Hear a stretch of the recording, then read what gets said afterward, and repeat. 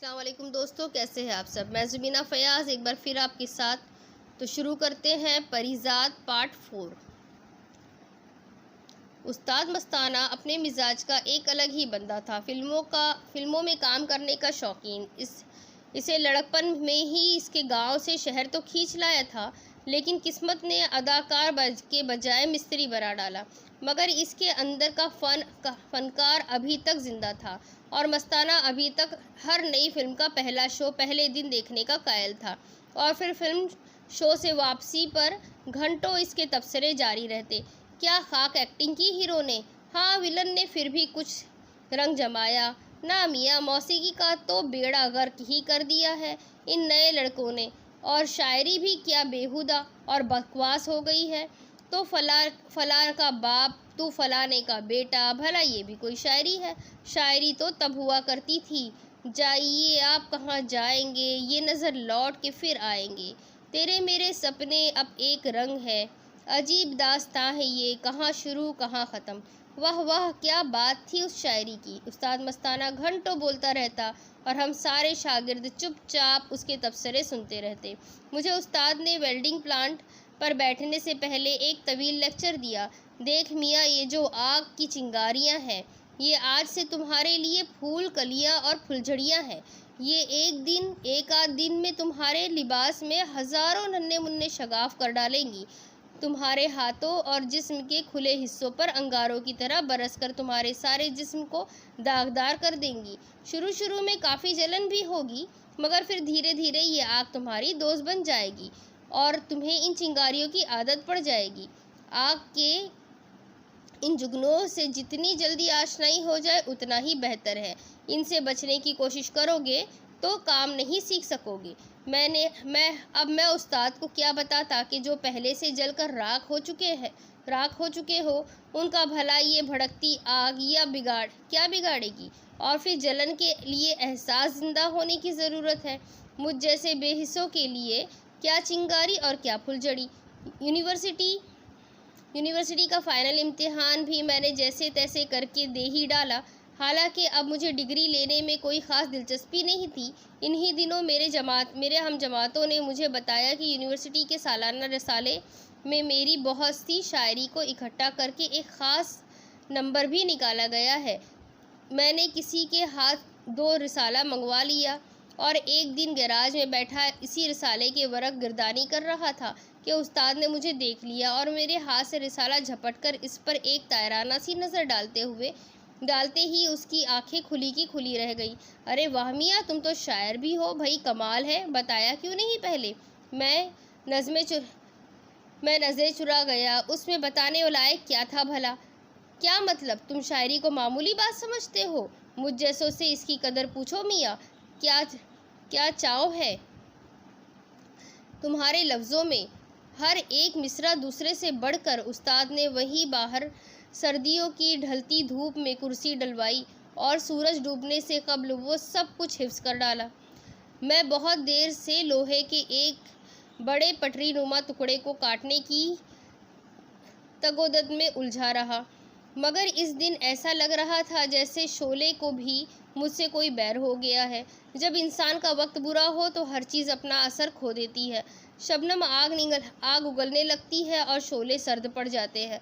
उस्ताद मुझे बहुत देर तक इस सर्द चिंगारी में फौलाद काटने की ला हासिल सही करते देख रहा था और फिर उठकर मेरे करीब आ गया। कभी कभी तो मुझे ऐसा महसूस होता है कि इस भड़कती हुई आग से कहीं ज़्यादा तपिश तुम्हारे अपने अंदर है, जो हर पल तुम्हें झुलसाती रहती है।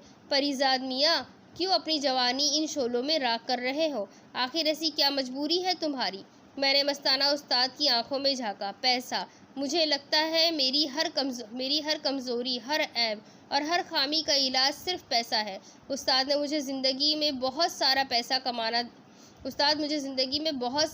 कमाना है। उस्ताद ने बेचारगी से मेरी तरफ देखा। पर इस रोज़ाना की मजदूरी से तुम कितना कमा सकोगे। दिन रात मेहनत करोगे तब भी महीने के आखिर में तुम्हारे हाथ में 15-20 हज़ार से ज़्यादा कुछ नहीं आएगा। अलबत्ता चंद सालों के अंदर तुम्हारी जवानी ज़रूर घुल चुकी होगी और तुम्हारी नज़र अलग जवाब दे जाएगी। मैं बेबसी से हार कर बोला, तो फिर मैं क्या करूँ? मुझे बहुत पैसा कमाना है उस्ताद, बहुत ज़्यादा, इतना ज़्यादा कि इसकी चमक से मेरे वजूद का हर दाग, हर ऐब छुप जाए। अगर तुम पैसा कमाना चाहते हो तो दुबई चले जाओ, वहाँ इस हुनर की बहुत मांग है। अगर किस्मत ने साथ दिया तो चंद सालों में काफ़ी कमा लोगे, कम से कम अपना गैराज तो खोल ही सकोगे। मैं उस्ताद से ये नहीं कह पाया कि मैं सिर्फ एक गैराज नहीं, ये पूरा शहर खरीदना चाहता हूँ। उस्ताद, क्या तुम मुझे दुबई भिजवा सकते हो? किसी तरह दुबई जाना इतना आसान नहीं है मियाँ। वीज़ा, टिकट और कदम जमाने के लिए 3-4 माह के क़याम पर 4-5 लाख रुपया तो लग ही जाता है। और फिर आगे तुम्हारी किस्मत कि तुम्हें लंबे अरसे के लिए कोई कफ़ील मिलता है कि नहीं। अगला पूरा हफ्ता मैं यही सोचता रहा कि आखिर मेरे मुकद्दर का हर फैसला कागज़ के इन चंद टुकड़ों से ही क्यों जुड़ जाता है। लोहे के पुराने संदूक से सर्दियों के कपड़े ढूंढते हुए मैं ऐसी ही एक सोच में गुम था कि अचानक मेरी नज़र कॉलेज और यूनिवर्सिटी के दौर में लिखी गई अपनी शायरी के रजिस्टर पर पड़ी। कभी मेरा ख्वाब था कि मेरी शायरी का मजमूआ भी बाज़ार में आए और मेरी किताब की पजीराई में शहर के दानिश वर्षा में मुनक्किद करे और मुझे भी लोगों के जमघटे में सराहा जाए। रजिस्टर के वर्क पलटते हुए मेरी पलकें भीगने लगी। कभी कभी मुझे यूँ महसूस होता था जैसे हमारे सीने में धड़कते दिल का रिश्ता बाकी जिस्म से किसी सौतेले जैसा होता है। सारा जिस्म और आज़ा जब एक दूसरे के साथ मेल में जुड़े रहते हैं, तब ये सौतेला तन्हा और उदास किसी रूठे बच्चे की तरह दूर बैठा किसी और ही दुनिया में गुम होता है। रजिस्टर में लिखी मेरी शायरी भी किसी ऐसे ही सौतेले और रूठे बच्चे की बातों जैसी थी। अगले रोज़ मैं आबिद ग्रुप ऑफ कंपनीज़ के गेट पर खड़ा था। पहले तो चौकीदार ने मेरा हुलिया देखते ही मुझे साफ मना कर दिया, मगर जब मैंने अपने नाम की पर्ची अंग्रेज़ी में लिख कर उसके हवाले की तो वो एक बार इस्तकबालिया पर जाकर इसे अंदर भिजवा दे। अगर इनकार हुआ तो मैं गेट से ही वापस लौट जाऊंगा। तो चंद लम्हे सोचने के बाद वो अंदर चला गया। मुझे अंदर बुला लिया गया और घंटा भर इंतज़ार के बाद मैं सेठ आबिद के दफ्तर में उसके सामने खड़ा था। सेठ आबिद ने सिगार का एक लंबा साइश सा कश लिया और तंज़िया अंदाज में बोला, क्यों? मैंने कहा था ना, इस दुनिया में हर चीज़ बिकाऊ है, बस ठीक कीमत लगाने वाला होना चाहिए। तो बोलो, कितनी कीमत रखी है तुमने अपनी शायरी की? मैंने अपना रजिस्टर उसके सामने मेज़ पर रख दिया। मुझे दुबई का टिकट और वीज़े का खर्चा चाहिए, अगर आप दे सके तो। सेठ आबिद ने रजिस्टर उठाकर किसी दुकानदार की तरह इसे पहले तो तोला, देखा और फिर उसके वर्क गिरदानी की। ठीक है, शायरी मेरी कमज़ोरी है, मगर फिर भी 200 सफ़हात की ये कीमत बहुत ज़्यादा है। मैंने इस कबाड़िए को गौर से देखा और आप चाहे तो बतौर कर्ज़ मुझे ये रकम दे दे और स्टैम्प पर लिखवा लें कि मैं किसी ख़ास मुद्दत के बाद आपको ये पैसे लौटा दूंगा। शायरी अलबत्ता हमेशा के लिए आप ही की रहेगी। सेठ आबिद के होठों पर जमी तंज़िया मुस्कुराहट मज़ीद गहरी हो गई। वापस लौटा भी सकोगे या दुबई जाकर गायब हो जाओगे? चलो ठीक है, मेरी सेक्रेटरी तुमसे शायरी के हुकूक के बारे में कुछ दस्तावेज़ात पर दस्तखत करवा लेगा। तुम्हारा दुबई का टिकट और वीज़ा मेरे ज़िम्मे रहा। मैं वापसी के लिए पलटकर दरवाजे तक पहुंचा ही था कि उसकी आवाज़ दोबारा सुनाई दी, लुबना अब भी कभी कभी तुम्हारी शायरी की तारीफ़ करती है। मुझे उम्मीद है तुमने इस रजिस्टर में लिखी शायरी उसे नहीं सुनाई होगी। मैंने दरवाजे का हैंडल घुमाया। आप बेफिक्र रहे, ये नज़में और गज़लें किसी के कानों तक नहीं पहुंची और आज के बाद ये मेरे हाफिज़े से भी हमेशा के लिए मिट जाएगी। और दरवाज़ा खोलकर मैं बाहर निकल आया। मस्ताना उस्ताद हस्बे मामूल अपना छोटा सा रेडियो कानों से लगाए खड़ा था और आलमगीर की आवाज़ के साथ सरधुन रहा था। मुझे देखते ही बोला, आओ मियाँ आओ, कहाँ तुम्हारा दिल भी तो अपने उस्ताद से भर नहीं गया? आजकल गैराज में भी दिल नहीं लग रहा तुम्हारा, नागे पर नागे करने लग गए हो। मैंने उस्ताद का हाथ पकड़कर उसे अपने करीब बिठा लिया। उस्ताद, मेरे दुबई जाने का बंदोबस्त कर दो। टिकट और वीज़ा लगवा लिया है मैंने, तो वहाँ तुम्हारी कोई जान पहचान है तो बताओ। उस्ताद के हाथ से रेडियो नीचे गिर गया। उसने लपक कर मुझे सीने से लगा लिया। वाह, खुश कर दिया प्यारे, मैं जानता था कि तुम एक दिन ज़रूर कुछ कर दिखाओगे। कब जाना है? मेरा दूर का एक बरखुरदार रहता है वहाँ। मैं आज ही उसे फ़ोन कर देता हूँ, तुम इसी के साथ रहोगे। वो भी वहाँ अकेला है, कई साल से। रफ़ीक नाम है उसका। अगले 3-4 हफ्ते यूँ गुजरे जैसे 4 पल गुजरे हो। भाई भाभियाँ और घर वाले आखिरी तक यकीन और बेयकीनी की कैफियत में रहे, और फिर वो दिन भी आ पहुंचा जिस दिन मैं अपना मुख्तसर सा सामान बांधे एयरपोर्ट पर खड़ा था। मैंने इससे पहले कभी जहाज़ से तो क्या, ट्रेन से भी कोई सफ़र नहीं किया था, इसलिए मुझसे वो तमाम हिमाकतें सरजद होती रही जो मुझ जैसे किसी भी फ़र्द से पहली बार हवाई सफ़र में हो सकती थी। जहाज़ ने दुबई एयरपोर्ट पर लैंड किया और मैं घंटा भर बाद बाहर निकला तो बहुत देर इंतज़ार के बावजूद मुझे रफ़ीक कहीं नज़र नहीं आया। एयरपोर्ट से बाहर जाने का सोच रहा था कि अचानक किसी ने मेरे कंधे पर हाथ रखा। मैं चौंक कर पलटा। आने वाला शख्स मुझे कड़ी नज़रों से घूर रहा था। जाली वीज़े पर दुबई आए हो, जानते हो इसकी सज़ा क्या है? उस शख्स की बात सुनकर चंद लम्हों के लिए तो मैं दंग ही रह गया। दियारे गैर में गिरफ्तार होने वाले फिर मुश्किल ही से सलाखों के पार आ पाते हैं। सेठ आबिद जैसे शख्स से कुछ भी तवक्का की जा सकती थी। हो सकता है उसने हमेशा के लिए मेरा बंदोबस्त करने की गर्ज से मुझे जाली वीज़ा ही लगवा कर दिया हो। मैंने इसकी आंखों में अपने लिए एक अजीब सी नफ़रत देखी थी। ये वैसी नफ़रत नहीं थी जो बाकी सब लोग मेरी बदसूरती की वजह से मुझसे महसूस करते थे। ये अदावत कुछ अलग ही थी। मुझे याद है जब मैं अपना वीज़ा लगा पासपोर्ट सेठ आबिद के दफ्तर से उठाने के लिए गया तो उसने अजीब सी नज़रों से मुझे देखते हुए कहा था, लुबना तुम्हारी शायरी की आशिक है। सच पूछो तो अगर मैंने तुम्हें देख ना रखा होता तो ज़रूर तुम्हें अपने रकीबों में शुमार कर लेता। अब मैं इसे क्या बताता कि रकीब होना मेरा नसीब होता तो फिर बात ही क्या थी। मगर बहरहाल सेठ आबिद मेरे अल्फाज का रकीब तो था, और इसके लिए इतनी रकावत भी काफ़ी थी। शायद मैं चुपचाप खड़ा अपनी गिरफ्तारी का इंतज़ार कर रहा था कि अचानक वो शख्स ज़ोर से हंस पड़ा। ओ यार, तुम तो संजीदा ही हो गए, मुझे पहचाना नहीं? रफ़ीक हूँ मैं, उस्ताद मस्ताने का भांजा। मैंने चौंक कर गौर से उसे दोबारा देखा। उस्ताद के बताए हुए हुलिये से तो सर मुख्तलिफ था वो। रफ़ीक मेरी उलझन समझ गया। अरे यार, उस्ताद ने मुझे 15 साल पहले देखा था जब मैं फेंका हुआ करता था। अब एक कमज़ोर, लाग़र और नाकारा सा मुँह बसूरता लड़का। मगर ये दुबई है प्यारे, अच्छों का हुलिया पलट देता है। अब मुझे ही देख लो। रफ़ीक ने जेब से अपनी और उस्ताद की एक साथ खींची हुई पुरानी ब्लैक एंड वाइट तस्वीर निकाली और वाकई बहुत बदल गया था। अरबी लिबास, ऊंचा कद, भरा हुआ जिस्म और खिलती रंगत। कौन कह सकता था ये वही पुराना फीका है जो चंद साल पहले पाकिस्तान से दुबई के इस सहरा में किस्मत आजमाई के लिए उतरा होगा। मैंने शिकायत की, बहुत अच्छा इस्तकबाल किया तुमने, जान ही निकाल कर रख दी मेरी। वो ज़ोर से हंसा। माफ़ करना यार, मजाक अपनी पुरानी आदत है। वैसे तुम एयरपोर्ट के इस कोने में जिस तरह सहमे डरे हुए खड़े थे, तुम्हें देखकर कोई भी यही सोच सकता था कि तुम गैर कानूनी तरीके से दुबई आए हो। हम दोनों गेट नंबर 17 के सामने वाले बड़े सतून के पास खड़े थे। दुबई आने से पहले फ़ोन पर रफ़ीक के साथ यही जगह मिलने के लिए तय हुई थी। एयरपोर्ट पर एक ना ख़त्म होने वाली भीड़ थी। भांत के लोग, मर्द व जन का एक सैलाब, जहाँ किसी को किसी की तरफ देखने या इस पर ध्यान देने की फुर्सत ही नहीं थी। हर कोई अपने आप में गुम किसी अनजानी मंजिल की तरफ रवा था। मुझे एक अजीब सा एहसास हुआ, खुद को गुम कर देने के लिए हमेशा किसी जंगल या वीराने की ज़रूरत नहीं होती।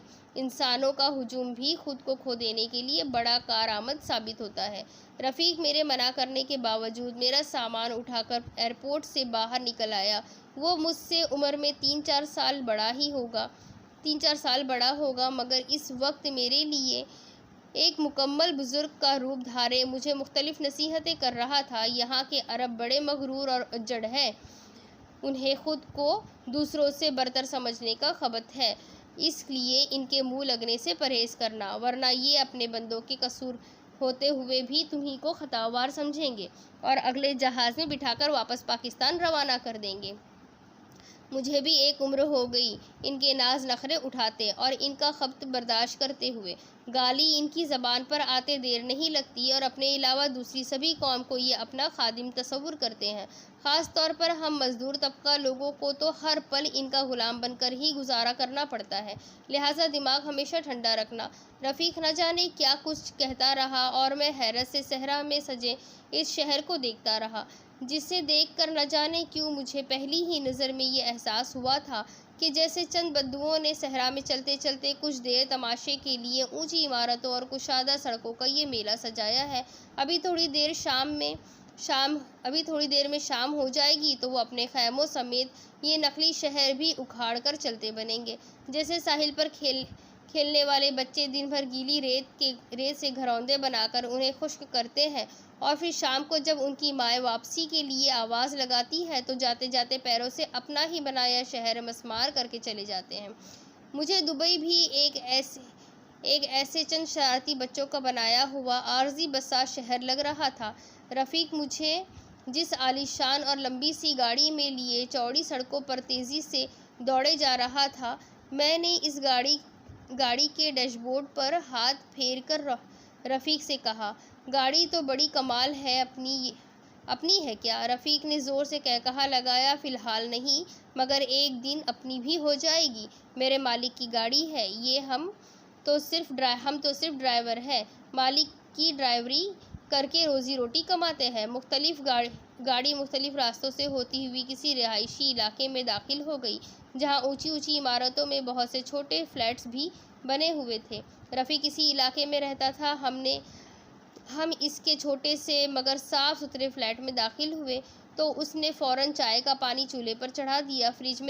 फ्रिज में खाने पीने का सारा सामान पड़ा है, खाना गर्म करके खा लेना। मुझे कुछ देर में वापस जाना होगा, मालिक से सिर्फ 2 घंटे की छुट्टी लेकर आया हूँ, रात को बाकी बातें होगी।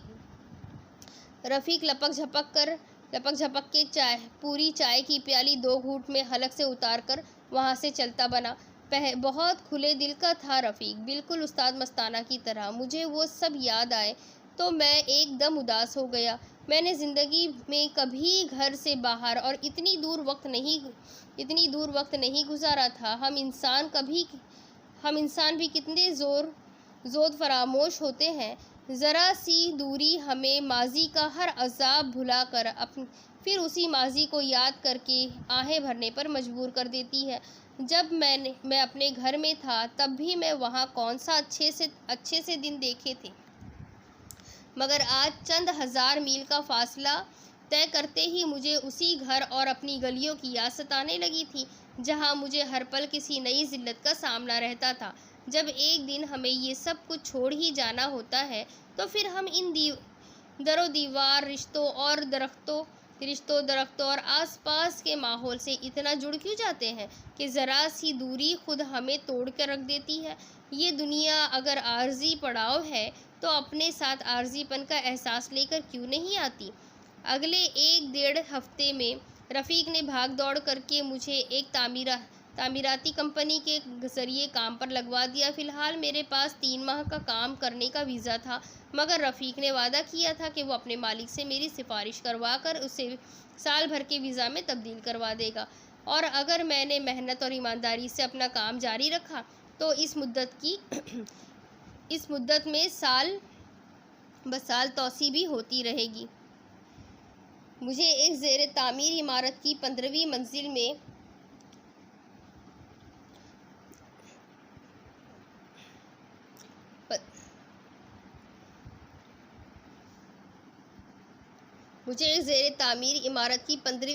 में वेल्डिंग प्लांट पर काम करने की मजदूरी मिली थी, और रफ़ीक सुबह सवेरे अपने अपने कामों पर निकल जाते और रात गए वापसी होती, तो आम तौर पर दोनों ही थकन से इस कदर चूर होते कि बात करना भी किसी भारी बोझ उठाने की मानद लगता। महीने भर बाद जब मुझे मेरी पहली तनख्वाह मिली तो आंखों से आंसू निकल आए। अपने मुल्क की साल भर की कमाई से भी कुछ ज़्यादा रुपए मेरी मुट्ठी में बंद थे, मगर समझ नहीं आ रहा था कि मैं इन पैसों का क्या करूँगा। उस रोज़ रफ़ीक को भी तनख्वाह मिली थी, लिहाजा शाम को उसी खुशी में वो मुझे दुबई दिखाने के लिए अपने मालिक की गाड़ी मांग लाया। दुबई की ढलती शाम में तब्दील होती रात, रंग और नूर की बरसात। हर चेहरा ढला हुआ, हर इमारत जगमगाती सी, चमकते रस्ते और खुशियों से सरशार जोड़े। बाहों में बाहें डाले इस दिल रुबा शहर की एक और शाम से ज़िंदगी की जाम कशीद करते खुश नसीब लोग। ज़िंदगी सिर्फ सांस लेने का नाम नहीं, इस बात का एहसास मुझे उस शाम हुआ। हर सांस से ज़िंदगी निचोड़ लेने को ज़िंदगी जीना कहते हैं, और हम जैसे मुर्दा दिल क्या खाक जिया करते हैं। रफ़ीक ने मुझे यूँ गुमसुम बैठे देखा तो चुप न रह सका। क्या बात है शहज़ादे, कहाँ खो गए हो? शहर की रौनकें देखो, मैंने फ़ौरन चिढ़कर कहा। एक तो तुम मुझे शहज़ादा ना कहा करो, मुझे लगता है बाकी सबकी तरह तुम भी मेरा मजाक उड़ा रहे हो। रफ़ीक ने मुझे गौर से देखा। तुम वाकई बुरा मान गए? अच्छा चलो, मैं तुम्हारा दिल बहलाने के लिए दुबई के सबसे बड़े क्लब ले चलता हूँ। वैसे तो वहाँ का दाखिला टिकट ही हम दोनों की साल भर की कमाई से ज़्यादा का है, मगर मेरे मालिक की वजह से हमसे कोई टिकट का नहीं पूछेगा। मैंने हैरत से रफ़ीक को देखा। क्यों, तुम्हारे मालिक की जान पहचान है क्लब वालों से? रफ़ीक ज़ोर से हंस पड़ा। अरे नहीं, वो क्लब भी मेरे मालिक का ही है।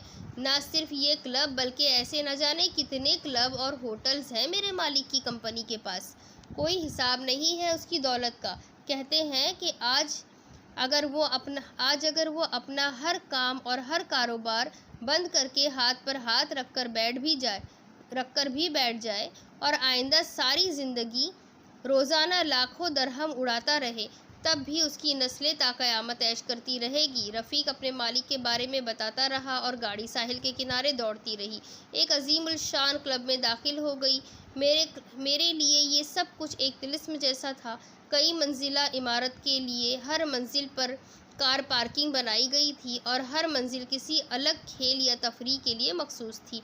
इमारत की लॉबी और अंदरूनी हिस्सों को जदीद और ख़ुद कार लिफ्ट्स के ज़रिए आपस में जोड़ा गया था। इमारत के अंदर ही hotel, restaurant, swimming pool, golf और snooker clubs, shopping plaza, cinema theatre, जुए खाने, बार, रक्स गाहें, कैफ़े और न जाने क्या कुछ आबाद था। क्लब क्या था, एक पूरा का पूरा शहर था जिसे 50 मंजिला इमारत में समो दिया गया था। छत पर फल्की निज़ाम और मुख्तलिफ सैयारों और सितारों को देखने वाला एक पूरा हॉल बनाया गया था, जहां बड़ी बड़ी देवहिकल दूरबीनों के ज़रिए चांद सितारों का मुआयना किया जा सकता था। क्लब में नौजवान जोड़ों की बहतात थी।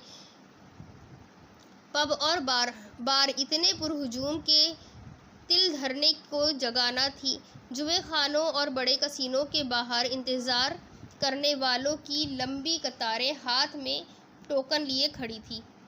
इसके आगे की स्टोरी मैं आपको अगली किस्त में सुनाती हूँ। फिर मिलेंगे। अल्लाह हाफिज़।